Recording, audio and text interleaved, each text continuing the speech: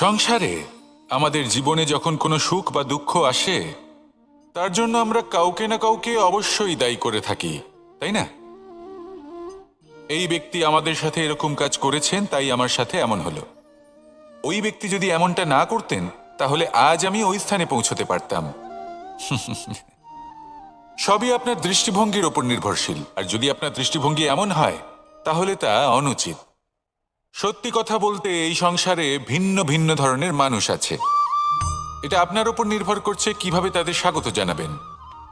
একবার ভাবুন, আমি আমার দুটো হাত সামনে নিয়ে এলাম, দুটো মুঠো খুলে দিলাম। দুই প্রকারের মানুষ আসবেন, কিছু না কিছু দিয়ে যাবেন। এই মুঠো যদি আমি বন্ধ করে দিই তাহলে না কেউ আমাকে কিছু দিতে পারবে, না আমার কিছু যাবে আসবে। নিশ্চয়ই বুঝতে পারছেন এই দুই ধরনের ব্যক্তি কারা এবং তারা কি দিয়ে যান। আমি যদি নিজের মুঠো খুলে দিই তাহলে কিছু ভালো মানুষ আসবেন, আমাকে আনন্দ, সন্তুষ্টি, জ্ঞান প্রদান করে যাবেন, ভালো অভিজ্ঞতা দিয়ে যাবেন। কোনো খারাপ ব্যক্তি যদি আসেন তাহলে তিনিও খারাপ অভিজ্ঞতা দেবেন, যার থেকে আমি শিক্ষা লাভ করব। এই সব কিছু আমি লাভ করতে পারি। মুঠো যদি বন্ধ করে রাখি তাহলে আমি কিছুই পাবো না। দেখুন, এই সংসারে প্রত্যেকের জীবনে এরকম, প্রত্যেকের জীবনে সবকিছুই আছে। ভালো খারাপ দুই মানুষই আছে, ভালো অভিজ্ঞতা আছে, খারাপ অভিজ্ঞতা আছে। নির্ভর করছে আপনার উপর যে আপনি কি করবেন, এনাদের স্বাগত কিভাবে জানাবেন, কার থেকে কি বুঝবেন, কি শিখতে পারবেন, আর কোন দৃষ্টিভঙ্গি নিয়ে অগ্রসর হবেন। এটাই নির্ধারণ করবে যে আপনার জীবন কেমন হবে।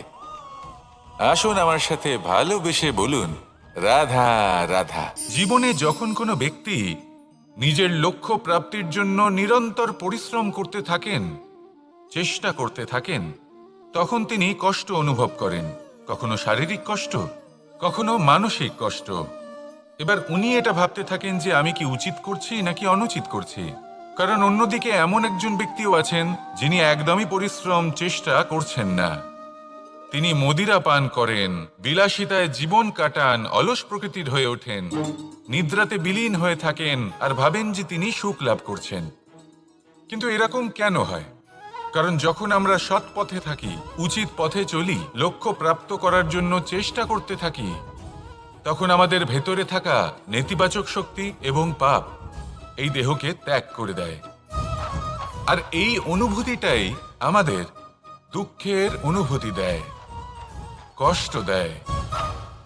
এবার সেখানে যদি আমরা কুপথে চলি, অনুচিত পথে চলতে থাকি, তাহলে আমাদের ভেতরে থাকা পুণ্য এবং ধনাত্মক শক্তি আমাদের দেহ ত্যাগ করে দেয়। আর এই অনুভূতির কারণেই আমরা সুখ অনুভব করি। কিন্তু কখনো ভাববেন যে এই সুখ বেশি সময় পর্যন্ত থাকে না।